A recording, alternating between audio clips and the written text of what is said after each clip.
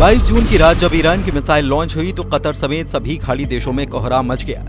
जैसे ही ईरान की missile Qatar के अल उदैद मिलिट्री बेस की तरफ बढ़ी, वैसे ही आसमान में तेल अवीव जैसा खौफ पसरने लगा। खाड़ी में ट्रंप का टावर तोड़कर ईरान के सर्वोच्च नेता खामनेई ने बता दिया कि डोनाल्ड ट्रंप और अमेरिका की दादागिरी ईरान के आगे नहीं चलेगी, जवाब बराबर दिया जाएगा। इन मिसाइलों ने क्या किया, वो 23 जून की सुबह देखने को मिला। ईरान की बैलिस्टिक मिसाइल ने कतर के अल उदैद एयरबेस में उसके टॉप सीक्रेट रेडोम को राख में तब्दील कर दिया। इस बात की पुष्टि अब अमेरिका के रक्षा मंत्रालय यानी कि पेंटागन ने कर दी है। पेंटागन ने माना है कि ईरान की बैलिस्टिक मिसाइल पर सर्जिकल स्ट्राइक की। अमेरिका ने पहली बार इकरार किया है कि ईरान की बैलिस्टिक मिसाइल ने उसे इतना बड़ा नुकसान पहुंचाया है, जबकि डोनाल्ड ट्रंप ने दावा किया कि ईरान की मिसाइलों से कोई नुकसान नहीं हुआ।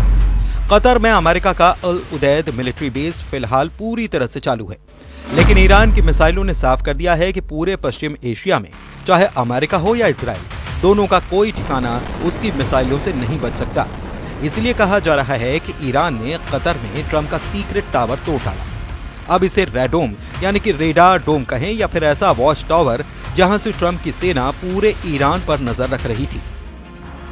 ईरान ने कतर में अमेरिका के ठिकानों पर उसी रात हमला किया जब अमेरिका ने ईरान के फोर्दों समेत 3 परमाणु ठिकानों पर बमबारी की थी। अमेरिका के अड्डों पर हुए इस हमले को ईरान के बदले के रूप में देखा गया, लेकिन शुरुआत में अमेरिका ने इसे नाकाम अटैक बताकर मामूली बात बताया। ईरान ने 22 जून को अल उदैद मिलिट्री बेस पर 14 मिसाइल दागी थी। अमेरिका ने उनको पूरी तरह से काउंटर करने का दावा किया। ट्रंप के मुताबिक ईरान ने 14 मिसाइल फायर की, जिसमें 13 को मार गिराया गया, जबकि एक को काउंटर नहीं किया गया क्योंकि वो एक ऐसी जगह पर गिरने जा रही थी जिससे किसी नुकसान का अंदेशा नहीं था। लेकिन अब कतर के अल उदैद एयरबेस की सैटेलाइट तस्वीरों ने अमेरिका के दावे को पलट दिया है।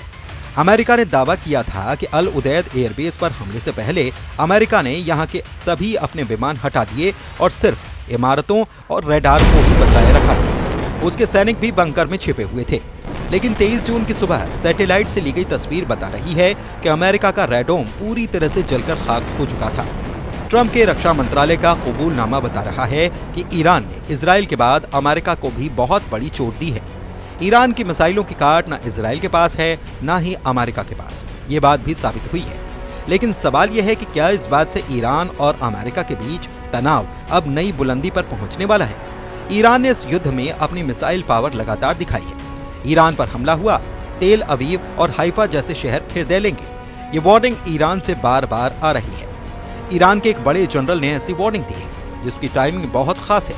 ईरान की सेना ने इजराइल और अमेरिका को डराने के लिए अपना मिसाइल अपडेट जारी कर दिया है। ईरान के मेजर जनरल याह्या रहीम सफ़ी, जो कि सर्वोच्च नेता अली खामनेई के सलाहकार भी हैं, उनका दावा है कि ईरान के पास हजारों मिसाइल और ड्रोन हैं जो खुफिया ठिकानों पर रखे गए हैं और अगर ईरान पर युद्ध हुआ तो उनको इस्तेमाल किया जाएगा। कह सकते हैं कि ये वार्निंग सीधा अली खामनेई की तरफ से आई है। ईरान बार बार ये दावा कर रहा है कि उसने 12 दिन के युद्ध में अब तक अपनी पूरी ताकत का इस्तेमाल ही नहीं किया, न ही अपनी नौसेना और IRGC की कुड्स फोर्स को तैनात किया, और अगर दोबारा युद्ध ईरान पर थोपा गया तो इसका नतीजा इजराइल की संपूर्ण तबाही होगा।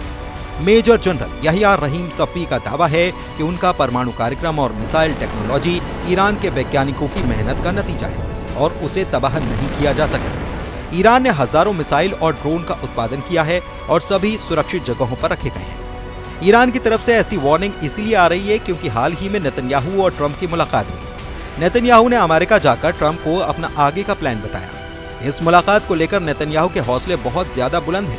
अब अमेरिका और इजराइल गाजा को लेकर कुछ बड़ा करने वाले हैं, इसका इशारा नेतन्याहू ने दिया है। नेतन्याहू ने कहा है कि उन्हें अब भी गाजा में काम पूरा करना है, सभी बंधकों को रिहा कराना है, हमास की सैन्य और शासन क्षमताओं को खत्म करना है, क्योंकि गाजा का एक अलग भविष्य होना चाहिए हमारे लिए और सभी के लिए। कोई भी देश इससे कम पर समझौता नहीं करेगा और इजराइल तो निश्चित रूप से नहीं करेगा। उधर ईरान की मिसाइलों को लेकर खौफ अब भी फैल रहा है, क्योंकि ईरान की तरफ से लगातार मिसाइलों के जखीरे पर आने वाली खबरों ने इजराइल और अमेरिका को टेंशन देनी शुरू कर दी। इजराइल पर हुए हमलों में ईरान की जिन मिसाइलों ने तबाही मचाई, उनमें सबसे खतरनाक फत्ताह 1 और खैबर शिखर मिसाइल शामिल है। इसमें कद्र और इमाम मिसाइलें भी शामिल हैं। फतह हाइपरसोनिक मिसाइल की रेंज 1400 किलोमीटर है। खैबर शिखर मिसाइल की रेंज 1450 किलोमीटर है। कद्र मिसाइल की रेंज 2000 किलोमीटर तक है और इमाद की रेंज 1700 किलोमीटर है।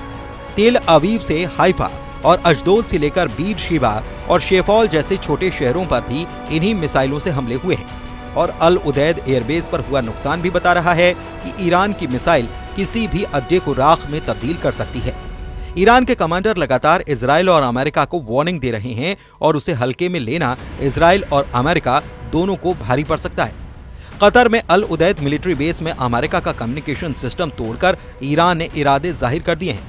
ईरान बता रहा है कि ट्रंप का हर टावर उसके रेडार पर है और मिसाइलों की रेंज में है। कतर में ट्रंप का रेडार उड़ाया एक बड़ा हमला है। इसलिए कहा जा रहा है कि ईरान ने कतर में ट्रंप का सीक्रेट टावर तोड़ डाला है। लेकिन 12 दिन के युद्ध का नतीजा न इजराइल के पक्ष में आया न ईरान के पक्ष में। 12 दिन के सीज फायर के बाद ईरान पर इजराइल के हमले बंद हुए और इस तरह इजराइल के शहरों पर ईरान की मिसाइलों की बारिश भी बंद हो गई।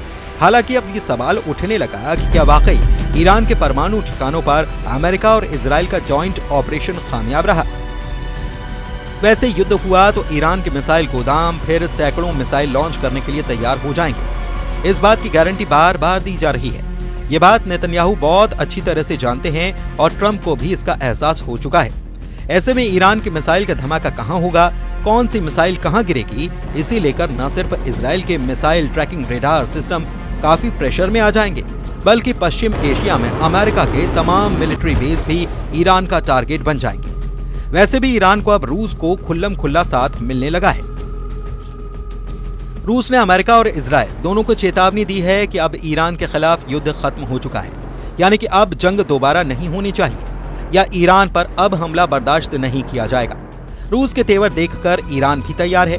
ईरान में IRGC कमांडर हुसैन सलामी की वर्दी को छूकर कसम खाई गई है कि इस बार अगर हमला हुआ तो न इजराइल बचेगा और न ही अमेरिका के अड्डों को बख्शा जाएगा। मॉस्को से लेकर तेहरान तक ईरान और इजराइल का रुका हुआ युद्ध एक बार फिर से उबाल खा रहा है। ईरान के सेना अध्यक्ष अब्दुल रहीम मूसवी के मुताबिक अगर ईरान अपनी विनाशकारी ताकत दिखाएगा तो अमेरिका भी नेतन्याहू को नहीं बचा पाएगा। ईश्वर की कृपा है कि हम तैयार हैं। ईरान के लोग भी किसी भी साजिश को शुरुआत में ही कुचलने के लिए तैयार हैं। ईरान और इजराइल का युद्ध पूरी दुनिया ने देखा और सबको लगा कि यही तीसरे विश्व युद्ध का ट्रिगर पॉइंट है। अब पूरी दुनिया दो हिस्सों में बटेगी और एक खेमा दूसरे खेमे पर इतने बम बरसाएगा कि इसका अंत दुनिया के खात्मे के साथ होगा। वैसे अल उदैद एयरबेस पर हमले की तस्वीरें ये बता रही हैं कि ईरान को गंभीरता से लेने की जरूरत है। ये सीधे सीधे नेतन्याहू और डोनाल्ड ट्रंप को चेतावनी है। 12 दिन के युद्ध यानी कि इजराइल के हमलों में ईरान को नुकसान तो बहुत ज्यादा हुआ, लेकिन इस जंग का फैसला अभी सीज फायर के साथ ही हुआ है, यानी कि ईरान और इजराइल दोनों अभी एक प्लेटफॉर्म पर हैं। बेशक जीत का ऐलान दोनों तरफ से किया जा रहा है। दुनिया ने तेहरान और ईरान के बाकी शहरों पर इजराइल के हमलों को देखा है। दुनिया तेल अवीव से लेकर हाइफा और इजराइल के बाकी शहरों पर ईरान के मिसाइल हमले भी देख चुकी है। हालांकि अमेरिका में बंकर बस्टर एक्ट ने बहस छेड़ दी है कि इजराइल को अब B-2 बॉम्बर दे दिए जाएं, ताकि नेतन्याहू खुद ईरान पर अटैक करने के लिए हमेशा तैयार रहे और अमेरिका को सीधे शामिल होने की जरूरत भी नहीं होगी। ऐसा इसीलिए क्योंकि ईरान पर 22 जून को हुए बंकर बस्टर वाले हमले ने अमेरिका को भी खामनेई के सीधे टारगेट पर ला दिया है। इसीलिए बंकर बस्टर एक्ट से इजराइल को 10 गुना ताकत देने की तैयारी शुरू की जा चुकी है। सवाल है कि क्या अब युद्ध दोबारा शुरू होने का खतरा नजर आ रहा है, क्योंकि पुतिन ने इजराइल और अमेरिका के इन्हीं तेवरों को लेकर साफ शब्दों में धमकाया है। सवाल है कि रूस को ऐसा क्यों लग रहा है कि इजराइल और ईरान का युद्ध फिर से शुरू होने वाला है। ईरान की सेना के चीफ ऑफ स्टाफ ने कहा कि उन्हें शक है कि इजराइल सीज फायर का उल्लंघन जरूर करेगा और अगर ऐसा होता है तो ईरान अगली बार से कई गुना ज्यादा ताकत से ऐसा जवाब देगा कि इजराइल और उसके साथ ही हैरान रह जाएंगे। 12 दिन के युद्ध के दौरान इजराइल के हमलों में ईरान के करीब 1100 लोगों की जान गई। इनमें उसके कई सैन्य कमांडर और वैज्ञानिक शामिल थे। तेहरान में IRGC के कमांडर्स की याद में एक सभा हुई। खास तौर से IRGC चीफ हुसैन सलामी को याद किया गया। ईरान की सेना अपने बड़े बड़े कमांडर्स को खोने के बाद एक बार फिर से मजबूत दिखना चाहती है। ईरान के सेना अध्यक्ष ने कहा है कि हमने दुश्मन के लिए एक विनाशकारी योजना तैयार की थी, लेकिन युद्ध खत्म होने की वजह से ऐसा मौका नहीं मिला। अगर अब किसी ने गलती की तो उस विनाशकारी योजना को लागू किया जाएगा। यानी कि इस बार ईरान की वार्निंग इजराइल के साथ साथ अमेरिका यानी कि डोनाल्ड ट्रंप के लिए भी है। और वार्निंग बहुत साफ है कि जिस तरह से मिसाइल वाली आतिशबाजी तेल अवीव और हाइफा ने देखी है, वैसे ही हमले खाड़ी में मौजूद इजराइल के सभी साथियों पर भी होंगे और इसमें ईरान इस बार कोई कोताही नहीं बरतेगा। ट्रंप भले ही अमेरिका का स्वतंत्रता दिवस मना रहे हों, लेकिन पुतिन का साथ मिलने के बाद ईरान के कमांडर्स की वार्निंग को हल्के में लेना बड़ी गलती साबित होगा।